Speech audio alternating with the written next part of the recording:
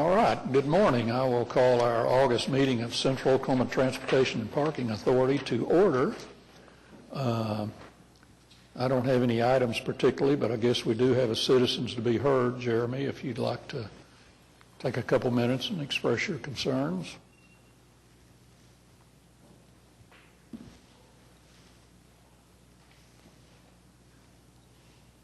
Good morning. There we go. Good morning, Board. My name is Jeremy Moses. I live at 12205 Southwestern Avenue, apartment 1212, 73170. I am here this morning to reemphasize the need for Cotpa and Embark in particular to coordinate the Better Streets, Safer City initiative repair or work with the city of Oklahoma City. This became very apparent to me yesterday. I had to go to the Department of Public Safety offices on North MLK at 36th Street, and the stops there, to say the least, are not safe. Specifically, the stop coming inbound for the 22 is not only is it not wheelchair accessible, but the nearest driveway is I'd say about 1,000 feet away, and the visibility is poor with the growth of trees in the area. So I just wanted to make sure that I emphasize again that the board, or that the staff of Embark and Cotpa need to coordinate with the city of Oklahoma City when it comes to the installation of sidewalks and improvements to the bus stops. Thank you very much. Excuse me, Jeremy, could I ask you to clarify a little bit? So is there construction going on there right now? There is not at this time, okay. But when the time comes for that area to be, when that area needs to be on the list, and when it comes time, the coordination needs to happen between the board, or between Cotpa and the city. Okay, I one more question. Sure. So these conditions that you're describing are existing now? I mean, they exist as of yesterday afternoon at 4 p.m. Okay, thank you. Well, let me update just a minute, and I visited with Jason about this. We currently have just completed 40 bus stops and are waiting on the shelters to come in to be installed. And then we've got another 45 ordered, so that's 95 new completed bus stops and shelters. And one of the items on the agenda today is allocate for matching funds of $1,100,000 for our bus facilities infrastructure. So believe me, it is on the mind of the staff, and I'm sure it's on the mind of the city to accommodate these safe stops. And but I appreciate your comments on it. All right. Mr. Chairman? Yes. And then to Jeremy's point, and I'm really glad you mentioned that we're going to be voting on this today. Jeremy, I would really encourage you, if you have, and then really even for us too, being on the board for the last 3 years, one of the things I've learned is just the influence that we as board members have in the decisions that council makes and stuff like that. If we can get more people who are activists in the disabilities community engaged and on not just Cotpa but other boards to be able to speak to their experiences, your experiences, and share those experiences with city staff. And I think the good thing about Cotpa, since I've been on here, is and Jason and I were just talking about this the other day. We go to transportation conferences with the National Transportation Association, and there we get to talk to people who are always thinking about how to make sidewalks and bus shelters and bus stops accessible to people with disabilities. So we're aware of that, and I can tell you every time we attend those conferences, it is exciting to know that there are advocates all across this country, the world really. People come from all over the world to attend those conferences. We go once a year to those. So now what we got to do is make sure that more people like you are engaged and on these different boards and speaking to these different boards, whether it's planning, whether it's us here at Cotpa. And, Jeremy sent me a photo of this particular stop he's talking about just this morning, like 5 minutes ago. And yeah, I mean... Actually, I posted it yesterday. Sorry, it was a late night. It's all right, I just tagged you. I just saw it this morning, forgive me. But I'm looking at it, and yeah, I mean, it would be very difficult for almost impossible for someone to go on this stretch of land that's just grass and a stop and a bench. But again, we're very knowledgeable of this up here, and the problem is that for decades, the city wasn't thinking so much about the sidewalks, right? And now we are. And that's been going on even before I was on this board. And I'm really excited that you're here. I'm really excited that we're all thinking about it. But get more people engaged. Get them talking about it. Share these photos. But I would also encourage us in terms of when we're being passionate about this, to be passionate, but let's work together to find the solutions, right? I don't think this, I don't think it would be effective for me to come up here and be like, I can't believe we haven't done this right. Like, let's just figure out ways to move forward in the best possible ways and get this city as connected as we can be. So get more people engaged. Get them sharing their experiences, all right? I love it. Thank you, James. Well, depending on an upcoming election, we may have more influence on the council than we know what to do with. So. All right. We have 3 minutes to approve the minutes of our board meeting held July 6th. Do I hear any corrections, deletions, changes? If not, I'll have a motion to approve those minutes. So moved. All in favor? Thank you. And I think I'll approve the parking committee meeting first, since it mirrors kind of what we had in the special board meeting. And that parking committee was not in your board packet, but there is a copy of those minutes at each person's location. And they pretty much mirror what we're going to approve on the special board meeting. So I would, unless there's any changes, I have a motion to approve our parking committee. So moved. Second. All in favor? Opposed? Thank you. Then we have our minutes of our special Cotpa board meeting held on July 23rd, right after our parking committee. And those minutes were with your agenda, so I'm sure you've had a chance to review those. So unless there's any changes, I have a motion to approve those. All in favor? Opposed? Thank you. We have 3 items on our consent docket. They're pretty self-explanatory unless any of the trustees have any questions concerning those 3 items. I would have a motion to approve our consent docket. Second. All in favor? Aye. Thank you. Our items for individual considerations are the one I just alluded to a moment ago, and that is a resolution authorizing the filing of an application with the DOT, or Federal Transit Authority, for $1,100,000 buses and bus facility infrastructure investment. This isn't guaranteed, but we've been, I think you said, received one of these grants previously. So anything you'd like to say about that? Yeah, just that this is a competitive grant program, and I believe it was 2 years ago we were successful in being awarded one of these 5339B grants, and that really enabled us to finish replacing all of our fixed route buses that were past their useful life. So again, we've talked about the condition of our fleet and how we've been able to bring that, how we've been able to improve that. So this grant here, though, essentially it's the same program. It's a bus and bus facilities competitive grant program. So what we are asking the trust to consider is this grant submission, where what we will include in the grant application is improvements to our fleet maintenance facility. So if we're awarded the grant, we'll be able to expand basically our shop facilities where we work on the buses.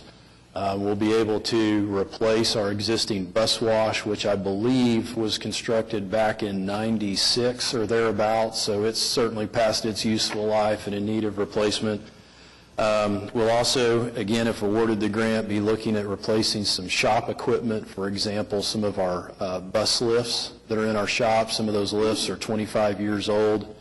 And then, as you mentioned, Chairman, there's funding in the grant application for bus stop improvements. So that would allow us to continue this path we're on of trying to improve these stops as quickly as we can. Again, only putting new shelters out at locations that are ADA accessible. So, probably if awarded the grant, we're probably looking at anywhere from 20 to 25 additional locations that we'll be able to improve with shelters and sidewalks and such. So again, the estimated cost here of $1.1 million, that is the local match, and we're recommending a 30% match on this particular grant, which is consistent with the last 5339B grant that we applied for. Well, I have no idea how many miles of sidewalk have been constructed by the city and how many are under construction and how many are to be planned, but it's, maybe somebody can answer that, but it's kind of remarkable what's been planned, what's been built on sidewalks. So, all right. Any questions? I'd have a motion to approve item A. Move it. Second. All in favor? Opposed? Thank you. Item B, I don't have enough breath to read this whole thing, and so Jason and I visited about it before the meeting, and he's just going to hit a couple of the highlights in it, and then we can approve it. Yeah, agree. I don't think we probably have time to read all of that title, but yeah, this item here really, so it's related to the Omni Convention Center Hotel. And so what you have in your packet here is a joint resolution that was approved, or I should say, a joint resolution between the Oklahoma City Economic Development Trust and the City Council approving the economic development agreement for the Omni Convention Center Hotel. And so as part of that economic development agreement is a provision for a parking easement, because obviously the Convention Center Hotel will need parking spaces in the structured facility that Cotpa will build to support the convention center and the other amenities around the convention center, such as the Chesapeake Arena, and including the Omni Convention Center Hotel. So that's really where Cotpa becomes involved as the constructor, as the constructor and the owner of the garage. We will be party to the parking easement. And so in the packet, really what we're asking the trust to do is receive that joint resolution as essentially an information item. It's the same information that was provided to council and OSED.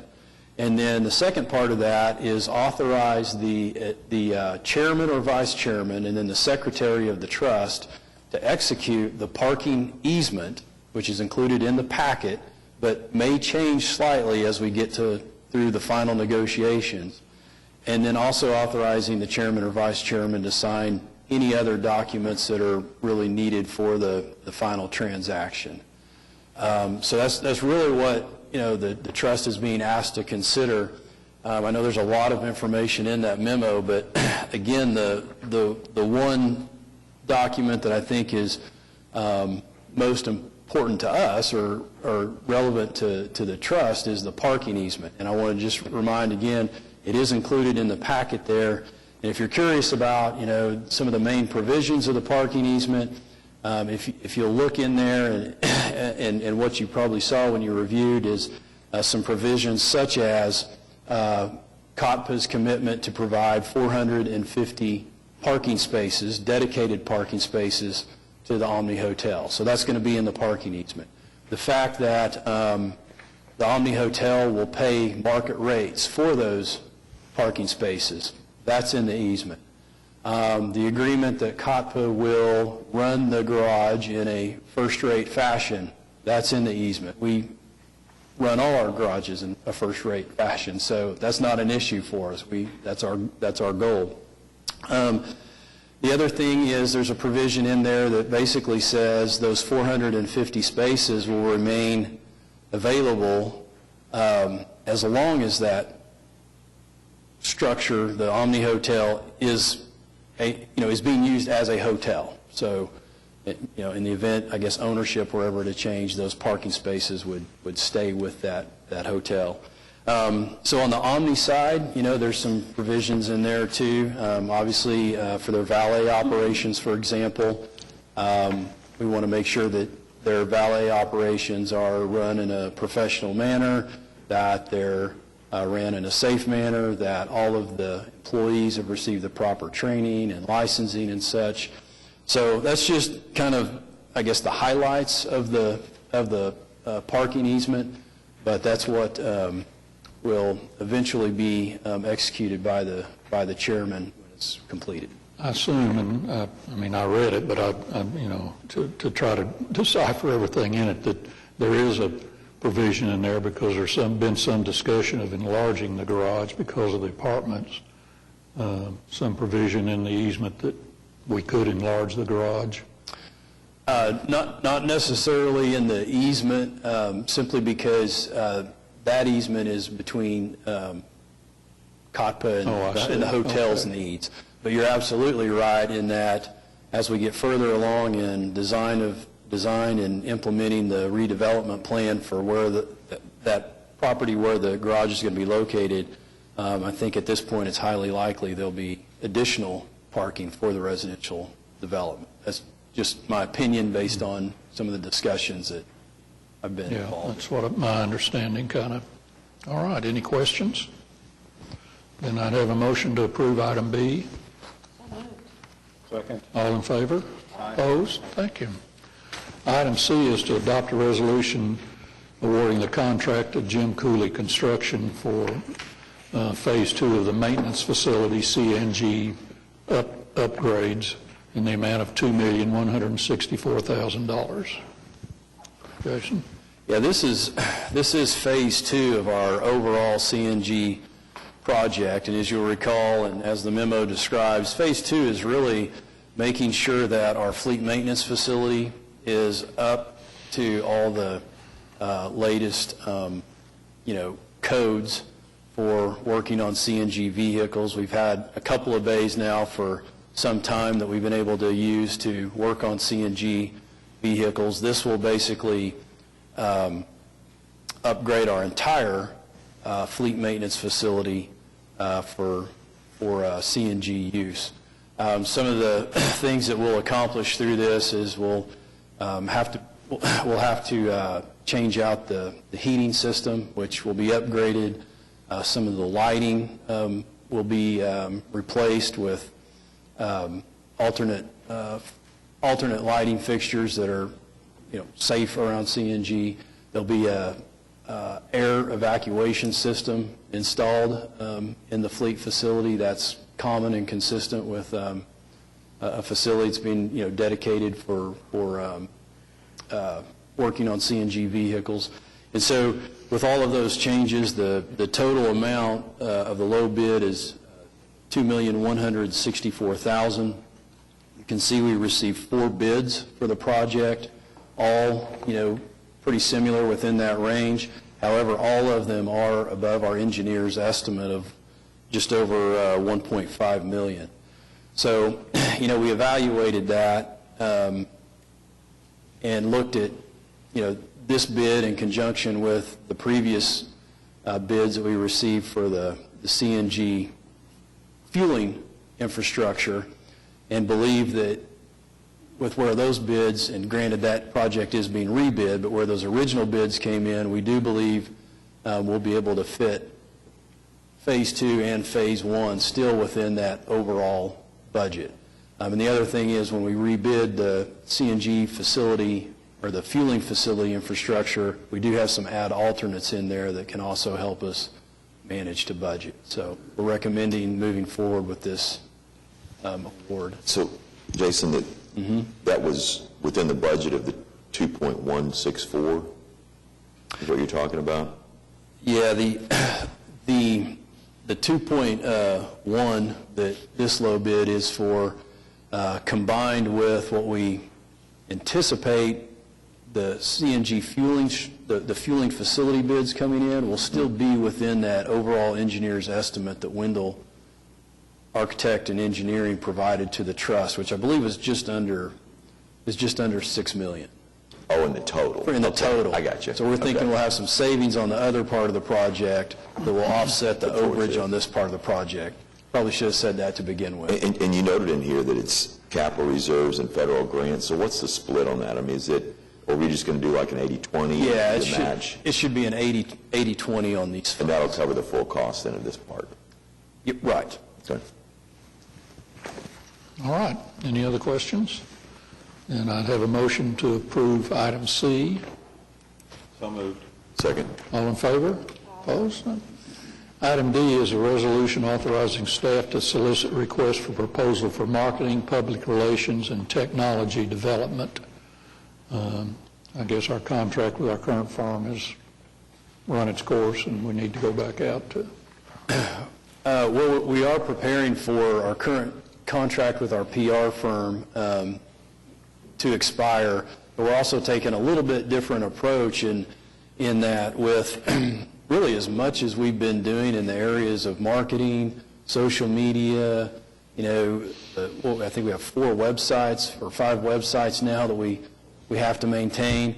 What we're really looking to do is kind of change our approach in how we're managing those parts of our business, and rather than having, say, one contract with a PR firm where we sub a lot of that out, this is an opportunity to really have basically individual agreements, for example, with a company that can help us just with web design and support, with maybe a vendor that can just help us with our marketing needs. When I say marketing needs, a lot of that is some of the design elements that you see with like the wraps on the streetcar and the renderings that have been developed, some of the brochures we developed for our bus system, and then of course public relations. So the way the RFP is put together, we could receive bids from one company that could do it all, or we can piece it out. So it'll just give us the opportunity to evaluate what's best for us moving forward. All right. Any questions? Then I'd have a motion to approve item D. All in favor? Opposed? Thank you. Item E is approval of scope of work for the Oklahoma River Cruises operation and maintenance services, and authorized to release the request for proposals. Yeah, and this is more of just a standard renewal. As you can see in the memo, our current contract with HMS Ferries will expire on December 31st, so it's time to go back out to the market and issue a request for proposals and evaluate accordingly. How many do you think are involved in that service, companies? Well, I can say that I think HMS has been our only proposer the last several times. Oh, has it been the only? Yeah, there's certainly, other providers out there, but I think too, maybe our Oklahoma River is, a little bit unique in that we're inland. So it's a 7-mile corridor.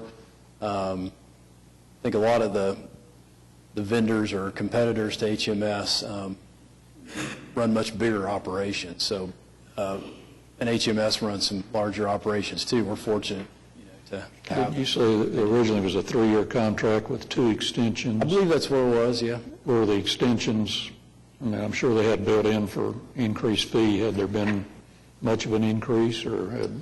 Actually, I believe the only one that had any increases in the management fees was the last one that was approved by the board. Yep. Jeannie's shaking her head yes. So actually, Okay. of the 5 years, only this last year had an increase. Well, that's good. So, very good. All right. All right. No questions. I'd have a motion to approve item E. So moved. All in favor? Opposed? Thank you. Last item is the final acceptance of the Century Center parking garage re-roof project and place the maintenance bond in effect. So, are we completed? We're finished. Good morning. Yes. On October 6th, we approved the contract, and then final inspections for the new roofs was conducted by staff on May 3rd. As you're aware, we replaced all the steel beams, removed the skylights, put a new roofing on, and a new fire retardant. And we're asking for permission to enter into maintenance and bonds. Okay. Any questions? All in favor? Opposed? Thank you. All right, our next is ratification of payroll and vendor claims for the period of July 3rd through July 31st. Unless any of the trustees have a question, I'd have a motion to ratify. All in favor? Opposed? Thank you. Our financial reports, budget to actual for the 12 months ended June 30, so that ended our fiscal year, so we've got 12 months to look at here. So, Jason, I think you had a couple comments on a couple of the highlights. So, yeah, just a couple of comments on the financials this morning, and also a reminder that this is essentially a snapshot and essentially where we're going to finish the year. But again, as the city wraps up and closes the fiscal year, there'll be some changes, minor, but there'll be some changes. And as we've done in the past, once the annual financial report is complete, we'll present that to the trustees for kind of that finalized look at where we finished the 12 months, and hoping we can get the accounting department to come present that like we did last year. But looking at the budget to actual, and starting on page 2 in the transportation operations, really probably just direct your attention to a couple of revenue lines. You can see that total operating revenues finished about $1.3 million under budget, but you'll notice $1.2 million of that was just federal grant draws coming in less than what we had anticipated. We still have some FY18 expenses that we're going to draw against that federal grant revenue, but we're going to still end up finishing the year significantly under. So all that simply means is we'll just continue to draw on that grant into the next fiscal year. The other thing I was going to point out too is we haven't talked a lot about our advertising revenue this year, but we did enter into a contract with a new advertising firm for bus transit advertising, and you can see we finished the year at just about 2.5% under budget. And when we looked at this, if you recall, like back in February, for example, when we were looking at our February B&A, we were 15% under budget. So, we kind of talked about there'd be a period of transition. It'd take a little while for that new firm to kind of get established and start getting some advertising revenue generated. And it looks like that we're almost there, So optimistic about where we're going to finish the next year at. Jason, how much more do we expect to draw on the grants? You probably no more than a couple $100,000. Okay. Yeah, so I would expect us to probably finish the year $1 million or right around $1 million less than what we had budgeted. And we still, between the revenues and expenditures, end up in a really good position in the year. Yeah, right. So exactly. Even with the grant revenue, less grant revenue coming in, operating income in terms of revenues in excess of expenditures is $1.3 million. So we're certainly on the positive side of that. And then you can see most of that is derived from the savings in all the expenditure categories. You can see that every expenditure category essentially came in under budget. Fuel was the closest one. We were just about where we had budgeted our fuel at about 98% of what we had expected. So yeah, again, just kind of wrapping up, our revenues are in excess of expenditures by $1.3 million through the end of the year. Jason, on the revenue, what's the miscellaneous revenue, the $150,000? Let's see, the miscellaneous revenue. It's just higher than budget, so I was just curious. Yeah, I know we have a lease in there. I'll have to check on what some of the other categories are, but you're right, it's significantly over. So I will check on it.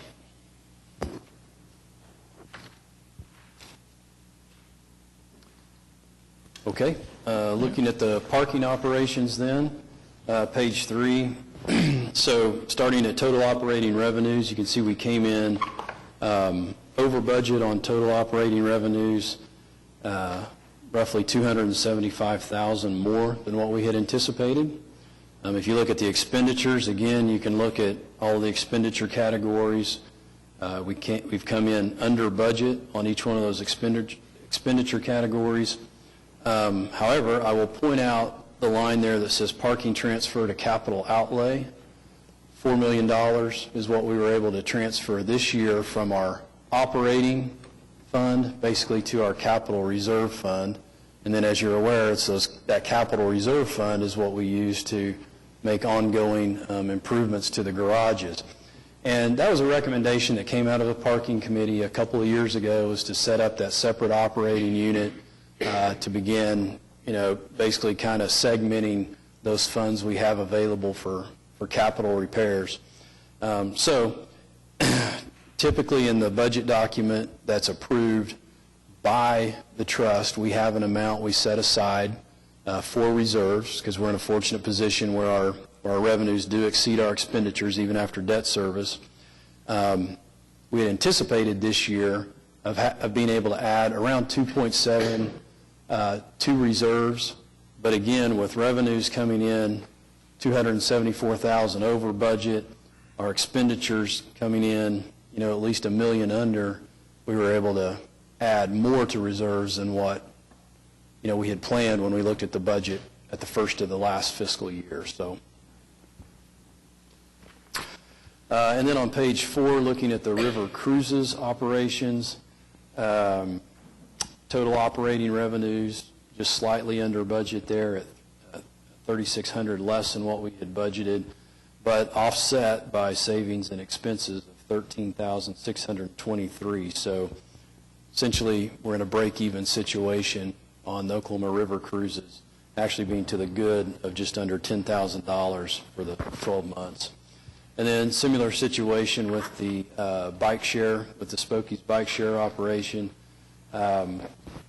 Because we did not allocate some of the expenditures related to staff time for Spokie's, our expenses ended up coming in under budget, which allowed our revenues to be in excess of expenditures by just under $16,000 for the 12 months. So I'll be glad to answer any other questions and provide some follow-up on those miscellaneous revenues on the transit side. All right. Any questions? If not, then I'd have a motion to receive our financial reports for the year-end reports. So moved. All in favor? Opposed? Thank you. All right, we've got 3 program reports. The first is our transit system report. Mr. Chairman, trustees, good morning. Nice to see you. Thanks for having us.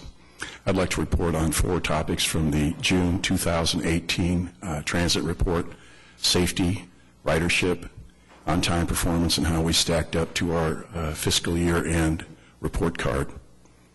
We were responsible for 3 preventable accidents during the month of June, 2 of which amounted to $670 worth of damage, and 1 where we rear-ended a vehicle with a paratransit van to the tune of $3,000. I personally spoke with that operator, and he's really a nice guy, made a mistake. We experienced 4 where we suffered 4 non-preventable accidents. 3 were lane change issues, and 1 of them was where a horrible person shot a projectile through 2 of our windows in a moving bus. No one was hurt, I'm pleased to report. We hope we find that fellow person. Let's see, ridership.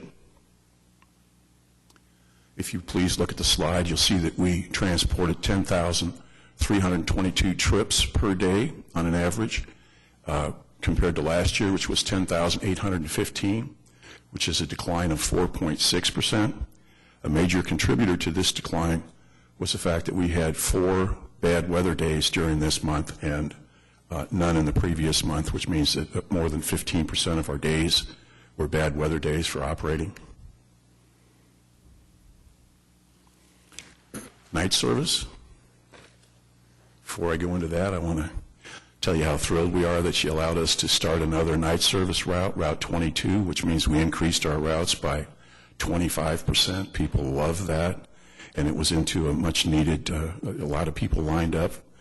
We've only been going for 4 nights, and so I try to tell myself to not look at the numbers until at least we have a week, so that I don't get too micro on my determinations there. So next time I'll be able to report to you how successful that is. And while we're on that topic, I want to mention, and we'll get to these numbers, by the way, but I'm so excited by these other things. You granted a Sunday service, and I'll tell you that if you just stand at the transit center for 10 minutes, someone will come up to you and say, we're riding your bus on Sunday. So it's a fantastic, wonderful thing that y'all are allowing us to do. And people are lined up for that, and it is truly, it's exciting. I go to the transit center, and instead of picking up cigarette butts, I get compliments from people who are pleased by our actions, so I really appreciate that.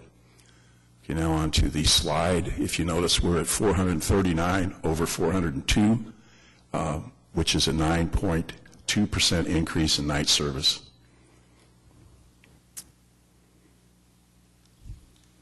Let's see, and then if we can go to our year-to-date report card. Oh, on-time performance, pardon me. Thanks, I love Justin. He was going to jump ahead to the other to try to cover my error. What a good guy.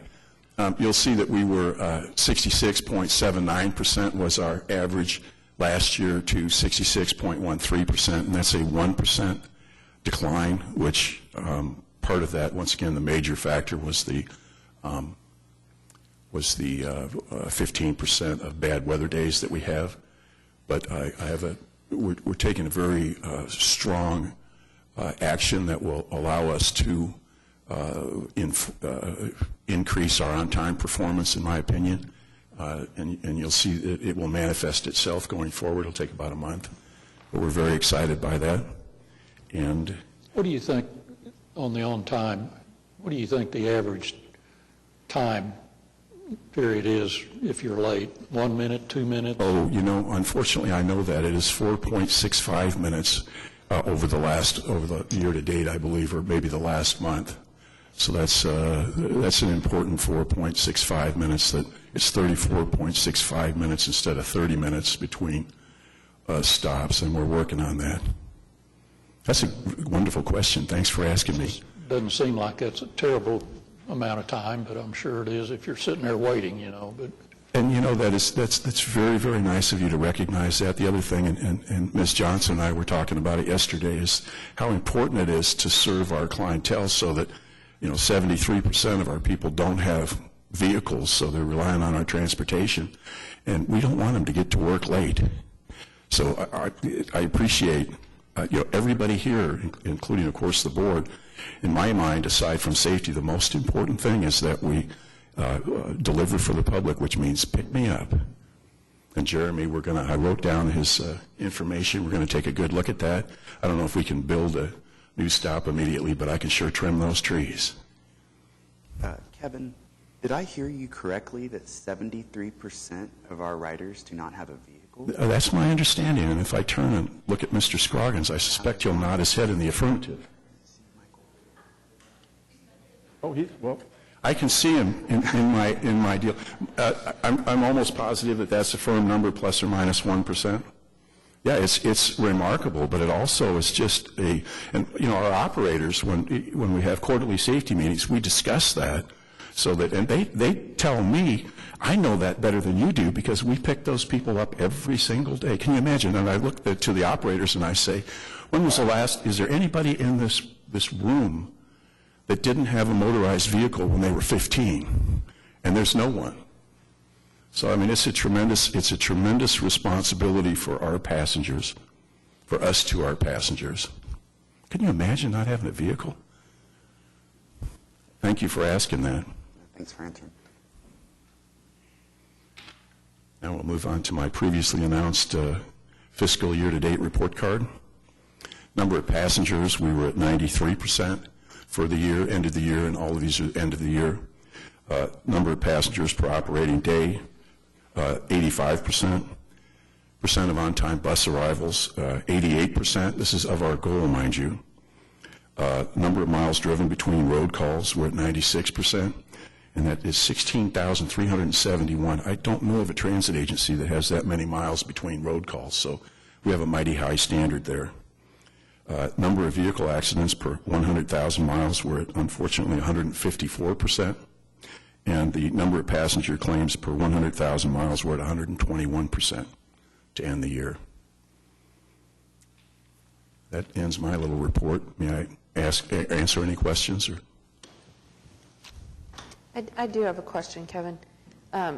My own on-time arrival has changed based on the amount of construction that's going on in some parts of the city. Everything from things that are happening downtown, but even sidewalks that are being built along my route coming to work. What impact do you think construction is having on our on-time performance, and might that improve as construction changes on major roadways? Well, thank you for asking.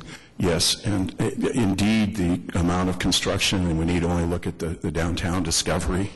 It is, I mean, that poor guy's like a pinball driving around. But I have to be careful with that because it's the streetcar that is causing a lot of that. It's really good. Yes. Construction is very good. I don't want to put a pall on that at all, but I just wonder I know. if that, I know that there are some rerouting situations. I know that there are sometimes unexpected obstacles with that, so. Oh, our operators they're under tremendous pressure all the time. There are the detours, there are the trains which make people crazy. There are just so many things. There's also the fact that, I know that there's more traffic downtown at 7:45 than there is at 11 o'clock at night, and we don't have we don't have an allowance to reflect the traffic. But what we truly do and will achieve 75%, given all of these factors exit the downtown area, we'll be able to achieve 75%, even with these obstacles that we face. You guys helped us a lot, by the way, with this 15 new buses, because our number of breakdowns and things have greatly declined. 30% of our buses on the street as we speak in the fixed route are nice brand new buses. Thank you for asking. Would you like to talk just a minute about hiring new drivers for the night service, how that's going? Let's see, the Route 22 you're referring to, or just in general? In general. Sunday service. Sunday service, excuse me. Yeah. Oh, yeah. Oh, we're having a wonderful time. Our next class is on August 27th, and we have, maybe Jason would like to describe the innovative program that we have, but I can tell you that we're gearing up tremendously, not only for people. I have a meeting today at 2 o'clock to discuss. Yesterday was how the shop's going to impact. Today is how the street's going to impact. So that I'm not going to start this service for 6 months, and we're making great plans as we speak.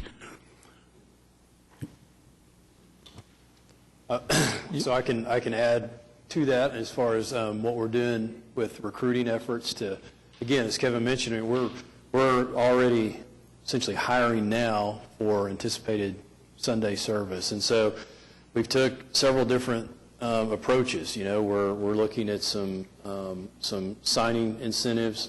We're looking to incentivize our employees for referring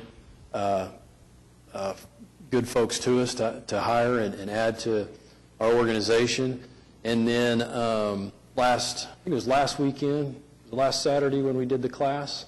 So last weekend we took an innovative approach in that we basically did a free class for anyone that was interested in trying to get their CDL permit. So Gene Fritz and others basically held this class. Anybody that wants to come in, we'll train you. We'll attempt to train you on how to pass the test and get your permit. And then that gave us an opportunity to really get in front of those people and tell them about our organization, the rewarding career that they can have with Embark.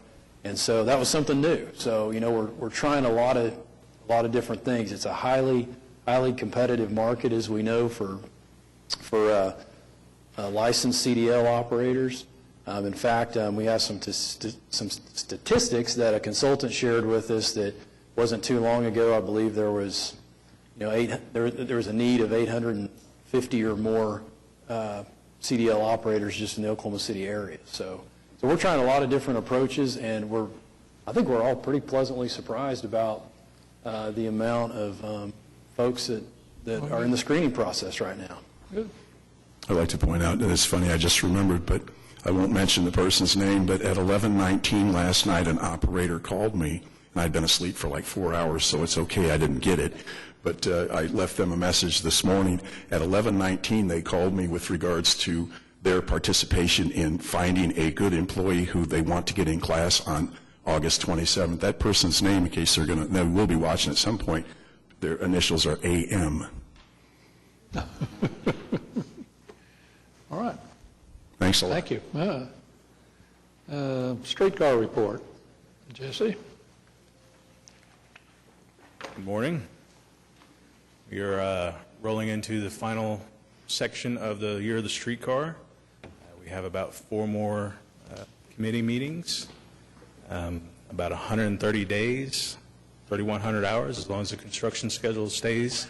Not that anyone's counting, right? Yeah.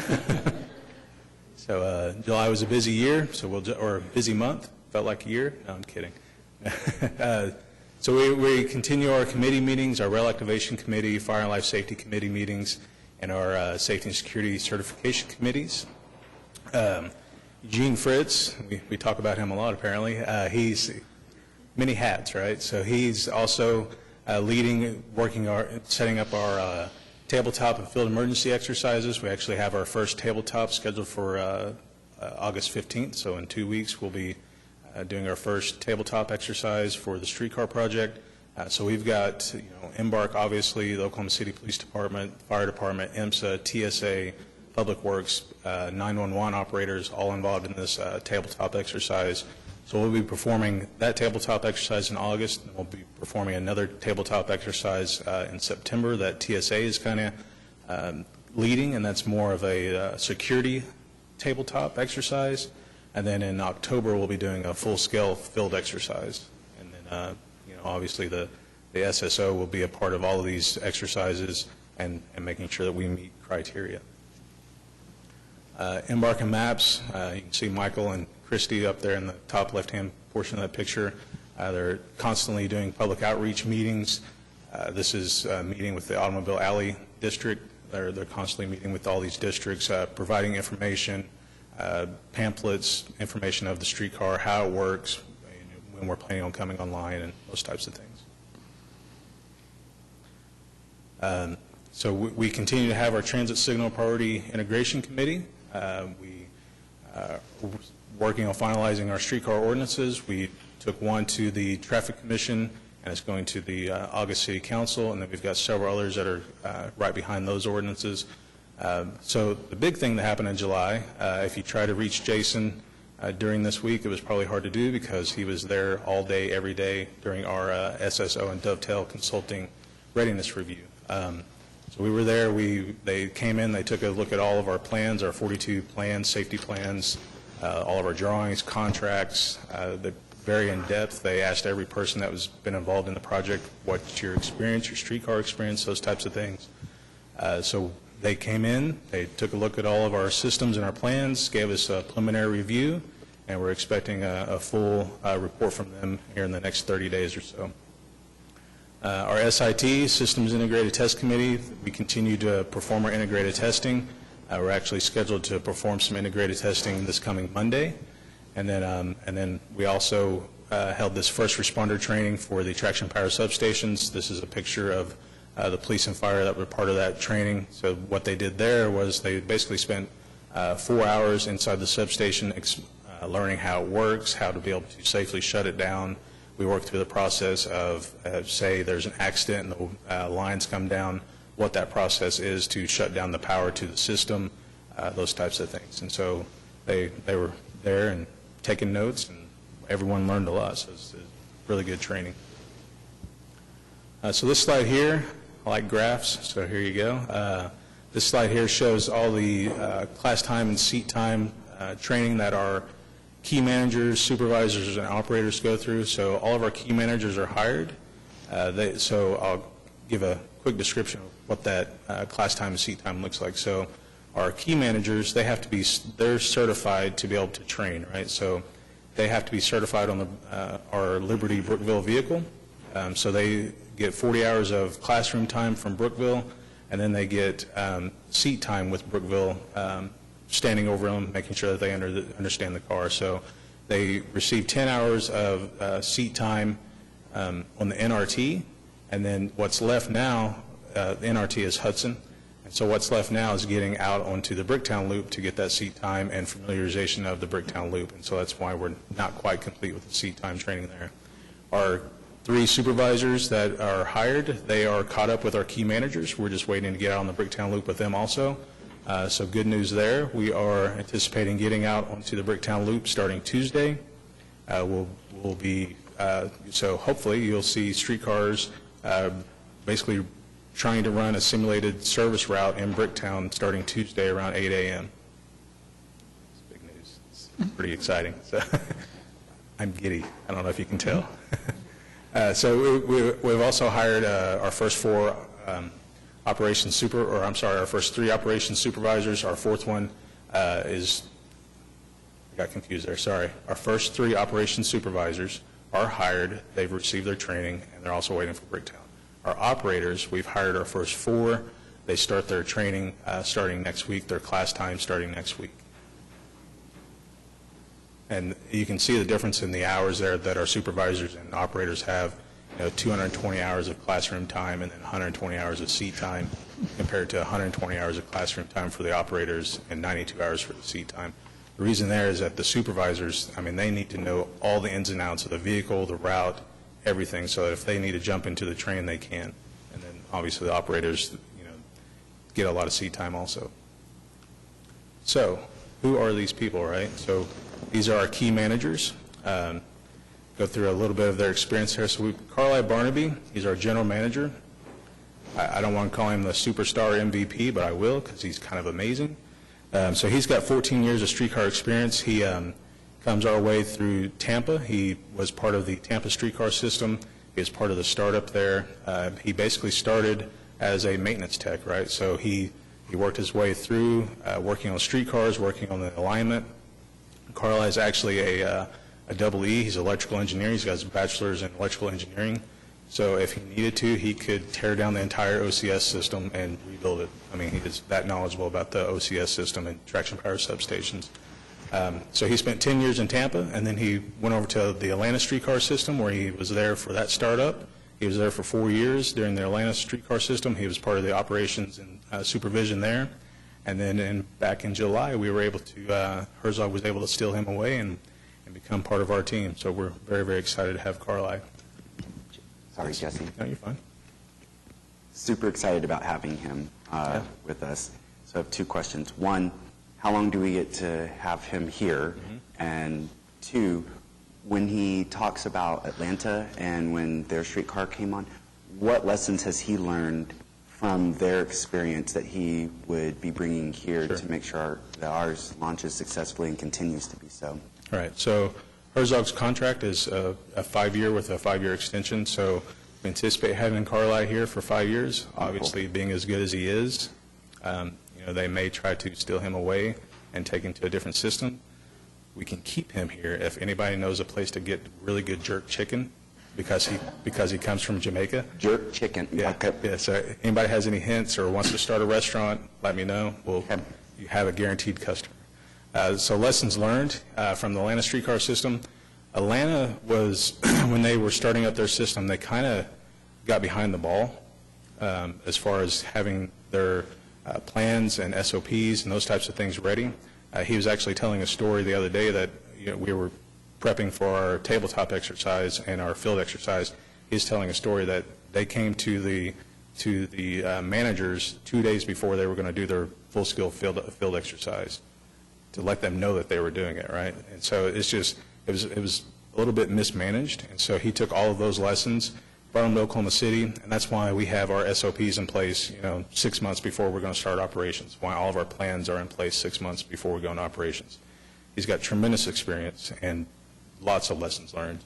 He's able to take the lessons learned that he gained during the maintenance side of his career and be able to walk into a substation and say, these are the areas where substations tend to fail, and he's able to look at those and make sure that they were constructed correctly. Also out on the OCS, the overhead catenary, he's able to just walk down the street, look at catenary, and be able to tell us, was that installed correctly? could they maybe tighten up here and there to the tolerances to get a better alignment. Huge part of our SIT testing, he's able to, one of the things that we do is we run the streetcar down the alignment. We video the pantograph to OCS connection, and you watch the OCS do this across the pantograph. He's able to watch that, just watch the video and be able to tell, is that intolerance? And just incredible experience. Yeah. It's wonderful. Yeah. So Wendy Perez, she's our safety manager. She comes our way of Puerto Rico. She was there for 16 years. Double check my number. Yes, 16 years. She is part of the Tribano startup there. Her main focus is safety and training. Always a good time to watch whenever she's doing her training videos. She keeps, or training exercises, she keeps everyone engaged. Just incredible talent there also.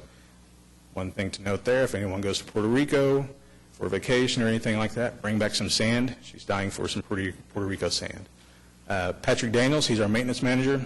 He's got the most experience out of everyone here. He comes our way up from Seattle. He's got 17 years experience of bus and streetcar maintenance. I think Patrick's been playing with trains, taking them apart since he's about 4 years old. He could essentially tear down an entire streetcar and rebuild it from the ground up. He's got experience in, wheel touring, truck assemblies, OCS, paneling on the streetcars, electrical, just also tremendous talent there. Joe Garcia, our operations manager, he comes our way from Denton County, Texas, where he managed 30 locomotive and commuter rail operators. Just if you've ever met Joel, he's just top-notch guy. He nonstop worker, keeps everyone happy in our group, right? Sometimes you get bogged down in the monotony of getting things started up. He's always cheerful, happy, keeps everyone in line and moving forward. It's pretty exciting to watch him work with our operators. He's constantly testing them, making sure that they understand what they need to understand. He'll throw curveballs at them. It's pretty exciting. Just killer team, MVPs all the way around. All right, so this is the rest of our team, right? So one of our first hires outside of our key managers was Hayden Smiley. She's our administrator and contract coordinator. And then you see our 3 supervisors there. I don't have pictures of our first 4 operators that we've hired because they're so new. We got Chris Clack, one of our lead technicians. If you've ever met Chris Clack, just incredible personality, just joy to be around. And then Gerald Duncan, our maintenance away tech. So what he does is he basically will be out on the streetcar alignment, making sure that the shelters, everything along the streetcar alignment are in top-notch working condition. And then Stephen Brockett, he's our inventory specialist. He came in about a month ago. We're receiving all these parts from Brookville, spare parts from Brookville, spare parts from Herzog Stacy. He's keeping everything super organized. He's entering it into our asset management computer system, just super, super organized, was able to keep everything in line, really got our warehouse area in top-notch shape, and everyone's just doing a great job. All right, moving on to construction. So milestone C, completion of Bricktown Loop, still holding at September 28th. The only thing that's lacking in Bricktown is there's a little bit of striping left, and there's that one traffic signal at Sheridan and Mickey Mantle, I believe, that there was a little bit of a lead time issue there, and so we're hoping to get that installed before September. We've got some SIT testing performed in Bricktown before we start running the trains on Tuesday. Downtown Loop, so those milestones are also holding for October 2018 of substantial completion of Downtown Loop, final completion of all work in November. This picture here is looking southbound on Robinson as you're coming up to Sheridan, so that work's getting wrapped up. This is a picture of the OCS wire going in up there near St. Anthony on 10th Street in Dewey. And then, we were talking about traffic delays and people getting around downtown. If you've tried to exit downtown through the northeast corridor, this is why you've had troubles. This is 4th and Broadway. This is getting wrapped up here in the next 2 weeks. They're anticipating finishing up around August 12th or August 15th. It was scheduled to be finished around August 21st, so they were able to pull that back a week to try to get out of that intersection to keep things moving. So big news here, 100% of the utilities are clear, 95% of the track demo is complete, nearly 90% of the track installation is complete. Most of the track installation that's left is on 11th and Robinson. And then we've got OCS wire going up in the Midtown area. And vehicle procurements, we have received all 5 cars. Still the same typo from last time. I apologize. So vehicle number 6, high voltage testing, and you can see that we've get the Bermuda Green streetcar next. That is expected toward the end of August here. And then vehicle number 7, side panel installation going on. They're getting that wrapped up. We had to wait a little bit for Milwaukee's cars to get wrapped up because their contract fell between cars 6 and 7. We're anticipating car 7 coming in October. So one of the cool things about this is that car number 7 on its way to Oklahoma City will stop off at Revolution in Pennsylvania, and so we'll get some free promotion there along with Brookville. So it'll be on display in the big centerpiece of the convention there. All right, that's it. Take any questions. Took a little longer than expected. Sorry.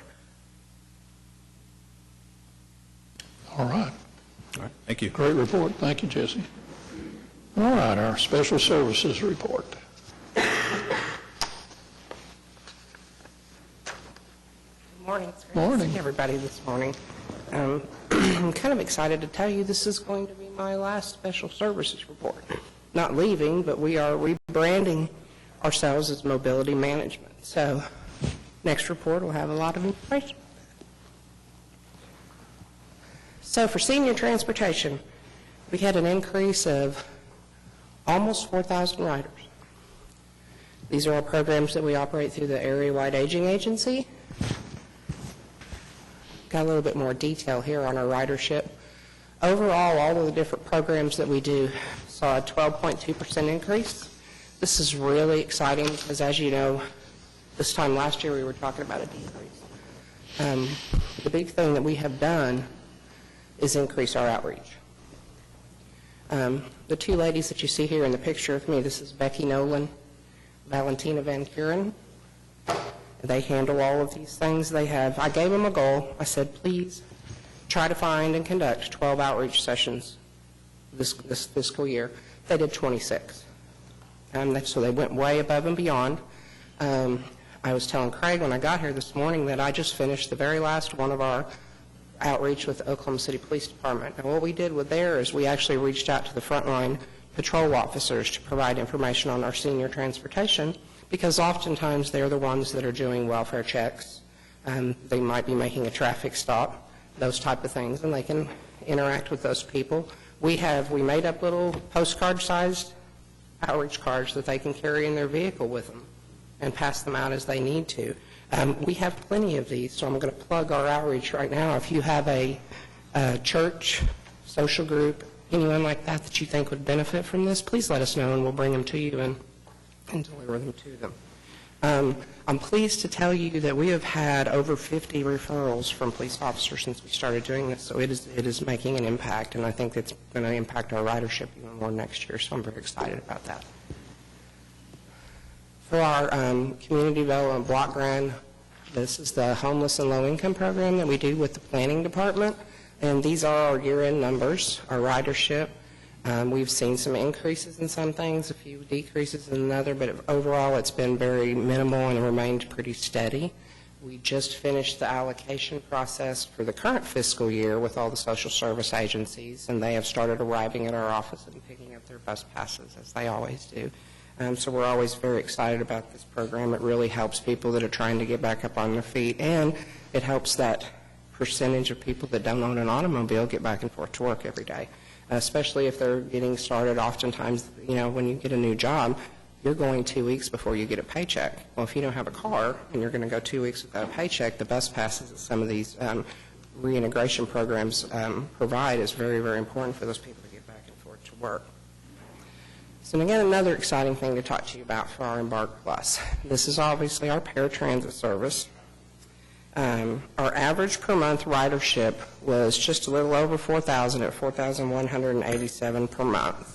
And as you can see from the graph, we did have a slight decline in ridership this year.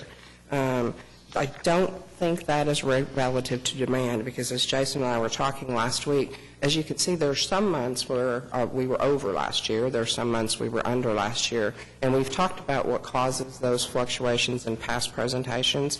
And these riders are even more sensitive to weather-related events than others. So we will have a significant amount of cancellations if they predict an ice storm, or if we're going to have a lot of rain, things like that. People will reschedule their appointments and call and cancel. We also made some changes to the way we work with Medicaid in the Sooner Ride program on Embark Plus, and that has reduced ridership just a little bit. We were getting to what the FTA calls capacity. We are required to maintain enough capacity to provide all the rides that are requested. The old system that we were using for helping Sooner Ride with their trips was causing a problem. We don't have a lot of staff. We only have a single route supervisor on the paratransit side, and we have 3 schedulers. And the way we were doing it before, the Sooner Ride people would be calling our schedulers directly. We have automated that entire process to try to free up our phone lines so other citizens could get through and schedule their rides. And we have seen a little bit of a fluctuation in the ridership because of that. I do have a question. If you'll go back to the previous slide, it says same hours as fixed route buses. Has that been expanded now that we have fixed route service in the evenings? We mirror the fixed route service only in our, let me go up a little bit here so we can talk about it with the map. The only thing the FTA requires us to mirror fixed route on is the small inner area that you see there on Zone 1. So anytime a fixed route is operating in that, we are operating as well. Okay, thank you. We will also be mirroring hours of the streetcar when it gets to that point. So our last thing I wanted to talk to you about is on-time pickups. I cannot tell you how proud I am of my staff for this. You know, they did such an incredible job improving this. They met or exceeded their target of 92.5% for all 12 months of the year. And as you can see, the red bars are the prior year. Some of those months, they did an amazing job of improvement. And our Plus supervisor, Lolly Landgraf, owes a lot of debt of gratitude to her. She really has worked on this. She has provided, we found that when we started sharing the performance information with the operators, they almost started a competition between themselves to see who could get better month over month. And when you combine that with Lolly sitting down with them individually and having conversations about, what can we do as far as scheduling to make you more efficient? What do you feel is slowing you down? You're the one out there doing the work. Tell us what we should do to make this better. And those two things combined with that has really impressed me. I could not believe it. We're going to have to raise our target next year. So, and with that, that's all I have, unless anybody has questions. Yes, sir. It is next to impossible for me to listen to this report without just tears in my eyes. It is, but that's because I love it. I love the service so much. I have a question about mobility management. I was just looking up on our site here. So when I was knocking doors a couple weeks ago, there's an older couple, and I don't know the specifics of the woman's ailment, but it was just a very noticeable, almost like a blood clot, Right. And they feel disconnected from or just feel disconnected. And I mentioned the 2 new senior wellness centers that we have, and I looked them up, the addresses for them. And as soon as I said, South Walker and the other one out there on the north side, and we were in Mayfair neighborhood, as soon as I said both of those addresses, the woman, she was just like, that's too far. Right.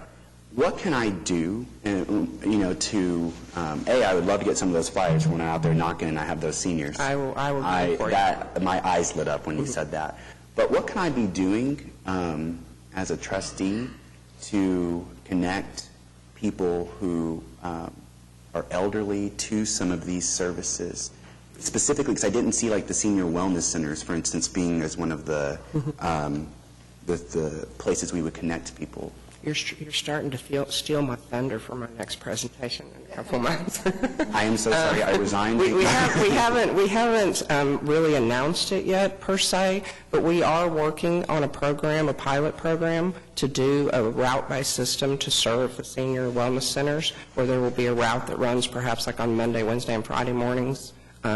The goal is to try to do route-based because it's less labor-intensive on the front end as far as scheduling goes, because all they have to do is just call in and say, I want to ride the route today. And we add them to the manifest, and then the driver knows. When we do it trip by trip, as the way we do paratransit, it requires a lot more staffing level that we don't really have. So we're going to try to pilot it as a route-based system.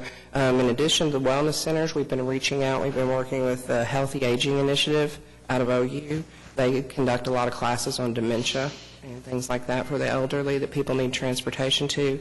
We've also met with Integris. They have their YMCA Healthy Living Center over off of Northwest Expressway, so we would like to get a route around that. The goal is to have 4 or 5 locations that we can do that with and help them with more wellness-based transportation. So we're hoping to launch that this year, and it's kind of part of our whole drive to, Embark rebranded everything else, but we didn't rebrand our social services and special services that we provide, which is why we went with the mobility management, because it's more than just paratransit. It's more than just senior transportation. We want to try to help with wellness transportation. We want to start trying to do some travel training. A lot of elderly people, while they're physically able to ride the fixed route bus, they're scared. They don't understand the routes. They don't understand the schedules. So we really want to push that travel training in the next year to try to help people learn, I can do this. Because a lot of times they can do it, but once somebody's gone and done it with them a couple times. So It's wonderful. Whatever I can do, anytime. we work with most every social service agency in the city, so even if our programs can't directly help them, if you have them call the senior transportation number, Becky will do a referral through the area-wide aging agency to all of their programs, through mobile meals, the visiting nurse programs, things like that. Thank you. You're welcome. Thank you. You guys have. All right, thank you. All right, do we have a motion to receive our program reports? All in favor? Aye. Opposed? Thank you. All right, good meeting. Anything by any of the trustees? You've had your time, James, I'm sorry, but no. No, David? Jason's got one more thing to say. Yes, one more thing. Thanks to some attentive staff, I have an answer to Vice Chairman Sepner's question regarding the miscellaneous revenue on the transportation budget to actual. Most of that is interest. So we didn't have a separate interest line on our budget like we did on the parking side. So about $132,000 of that is interest, and we also sold buses that were past their useful life, which contributed to the miscellaneous income, and it wasn't budgeted. All right. Well, thank everybody. Have a great first new month of our fiscal year, and we'll see you next month. Thank you.